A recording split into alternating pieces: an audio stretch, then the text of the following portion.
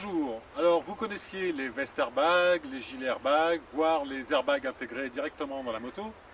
Voici maintenant qu'apparaissent les casques dotés d'un airbag. Alors c'est une jeune entreprise espagnole, la société APC, qui vient de développer ce système en partant d'une base classique, un intégral MZ vitesse, sur lequel est placé à l'arrière un système de gonflage et de coussins. Alors les représentants de la société APC sont venus nous rendre une petite visite pour nous présenter leur projet. Alors je vous propose de les retrouver tout de suite.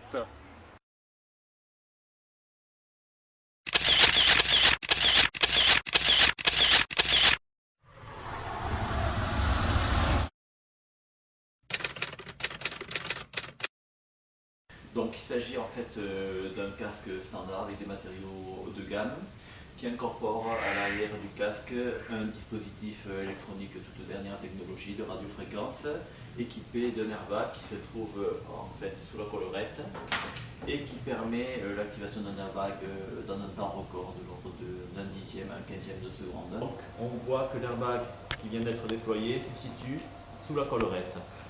Au niveau de la forme, en fait, on observe qu'il y a une sorte de proéminence à l'arrière qui permet d'aller jusqu'au-delà de la 7e vertèbre, puisqu'il est estimé que la plupart des lésions cervicales de gravité vont jusqu'à la 7e vertèbre.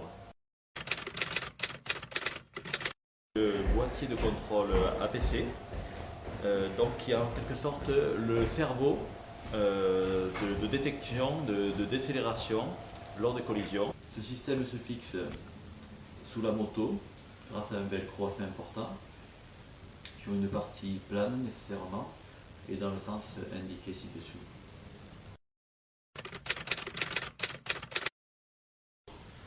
Essentiellement, bon, c'est un casque à usage exclusivement urbain. De toi que par rapport à un usage tout-terrain, enduro et autres, par rapport à multiples chocs et tout ça, il serait difficile d'avoir un algorithme suffisamment sensible pour reconnaître des situations dangereuses, des situations non dangereuses. Donc on va dire un usage urbain.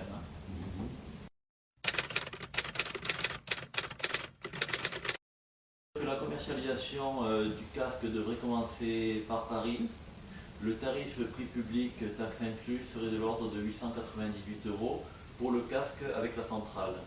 A savoir que pour le passager, le même boîtier de contrôle peut reconnaître bien sûr le deuxième casque, auquel cas le casque est environ 250-300 € moins cher.